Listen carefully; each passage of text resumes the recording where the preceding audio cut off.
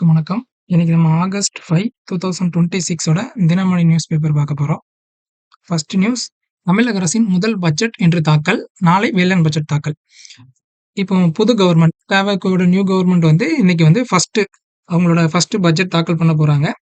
இது ஒரு திருத்தி அமைக்கப்பட்ட பட்ஜெட்னே சொல்லலாம். ஏன்னா ஒரு பட்ஜெட்டுங்கிறது ஏப்ரல் 1 தொடங்கி மார்ச் 31 வரைக்கான ஒரு நிதி ஆண்டுக்கான ஒரு ஆண்டு நிதிநிலை அறிக்கையை சொல்லும்.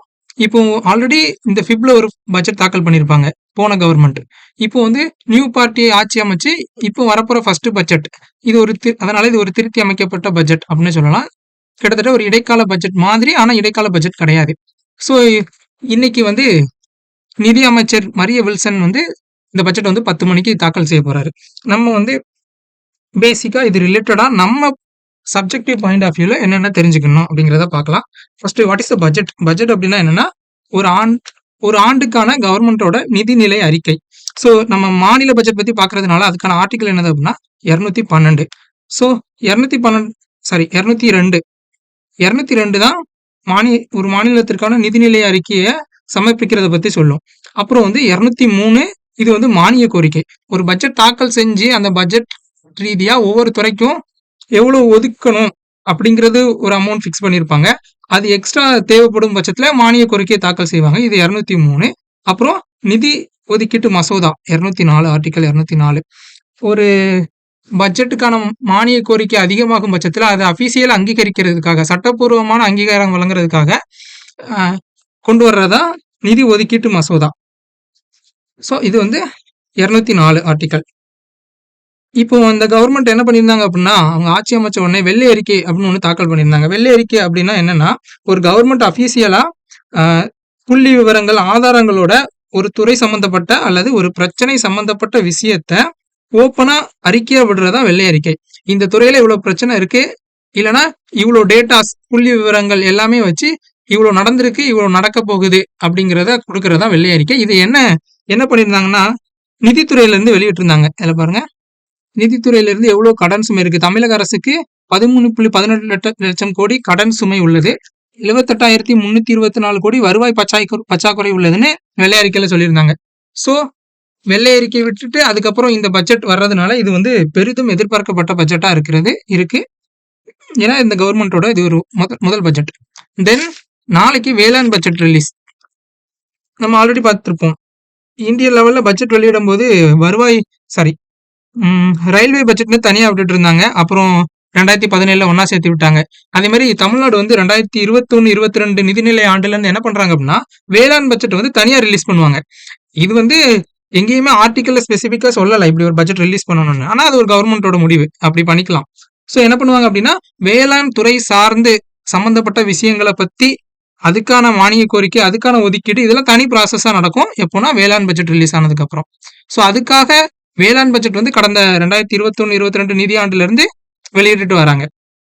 ஸோ இன்னைக்கு பட்ஜெட்டும் நாளைக்கு வேளாண் பட்ஜெட்டும் ரிலீஸ் பண்றாங்க.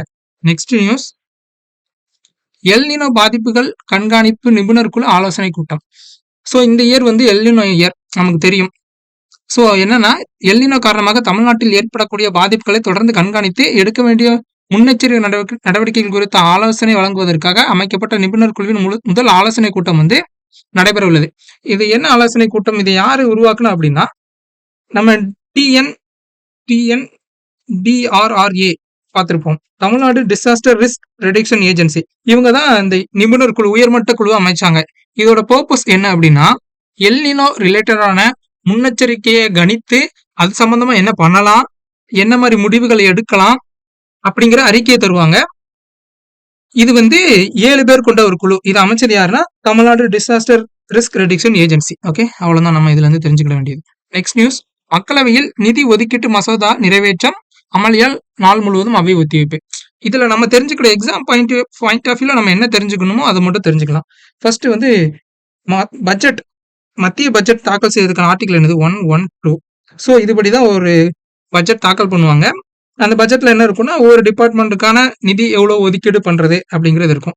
தென் நிதி ஒதுக்கீடு மசோதாங்கிறது 114. இதுல பாருங்க, கடந்த 2023ஆம் ஆண்டு மார்ச் 31ஆம் தேதியுடன் முடிவடைந்த நிதியாண்டில் 2023ல முடிவடைஞ்ச அந்த நிதியாண்டிற்கான நிதி ஒதுக்கீட்டு மசோதா வந்து நிறைவேற்றுறாங்க. அந்த நிதி ஒதுக்கீட்டு மசோதால என்ன இருக்கும் அப்படின்னா, ஒரு டிபார்ட்மெண்ட்டுக்கு எக்ஸசிவா பணம் தேவைப்பட்டிருக்கும் பட்சத்துல மானிய கோரிக்கை மிகை மானியம் ஆர்டிகல் 115 அது மூலியமா மிகை மானியம் கொடுத்திருப்பாங்க. அதை வந்து இப்போ கன்சாலிடேட் ஃபண்ட் ஆஃப் இந்தியால இருந்து article 266 consolidate fund of India அதுல இருந்து தான் எடுத்தாங்களா, அதுக்கான சட்டப்பூர்வ அங்கீகாரம் கொடுக்கிறது தான் நிதி ஒதுக்கீட்டு மசோதா. அதாவது அதை அபிஷியலா வந்து அங்கீகரிக்கிறது. ஸோ இதான் வந்து நிதி ஒதுக்கீட்டு மசோதா. இதை தான் வந்து தாக்கல் பண்றாங்க. இவ்வளவு தான் நம்ம இதுல இருந்து தெரிஞ்சுக்கிட வேண்டிய எக்ஸாம் ஓரியன்ட் பாயிண்ட். பிறப்பு இறப்பு பதிவு திருத்த மசோதா மாநிலங்களவையில் நிறைவேற்றம். ஸோ நம்ம வந்து ஆல்ரெடி படிச்சிருப்போம். என்ன படிச்சிருப்போம் அப்படின்னா, பிறப்பு இறப்பு பதிவு சட்டம் 1969 அதுல வந்து சில அமெண்ட்மெண்ட்டை கொண்டு வராங்க. என்ன என்ன கொண்டு வராங்கன்னா, ஒருத்தங்க பிறந்தாங்களோ இறந்தாங்களோ அதுல இருந்து 2 இயர்ஸ்க்குள்ள அதுக்கான சான்றிதழ் வாங்கியிருக்கணும். இன்கேஸ் 2 இயர்ஸ்ல அவங்க வாங்கல அப்படின்னா 2 இயர்ஸ்க்கு மேல வாங்க போகும்போது அதுக்கான ப்ராசஸ் வந்து ரொம்ப ஹார்டா இருக்கும். ஏன்னா அப்படின்னா டிஸ்ட்ரிக்ட் கலெக்டர், மேஜிஸ்ட்ரேட் இவங்க எல்லாம் சந்திச்சு அந்த மாதிரி ப்ராசஸ் நடக்கும். ஸோ வந்து அது வந்து ஆய்வுக்கு உட்பட்டு அதுக்கப்புறம் தான் சர்டிபிகேட் தர்ற மாதிரி இருக்கும். ஸோ இந்த அமெண்ட்மெண்ட்டை கொண்டு வராங்க. எதுல அப்படின்னா, பிறப்பிறப்பு பதிவு சட்டம் 1969ல சில திருத்தங்கள் பண்றாங்க. அதுக்கான மசோதா வந்து மக்களவையில் ஆல்ரெடி நிறைவேறிட்டு இப்போ வந்து மாநிலங்களவையில வெயிட்டிங்ல இருக்கு. சாரி, மாநிலங்களவையில் ஒப்புதல் அளிக்கப்பட்டு மக்களவையில் ஆல்ரெடி நிறைவேறி இப்போ மாநிலங்களவையில் நிறைவேறிட்டு.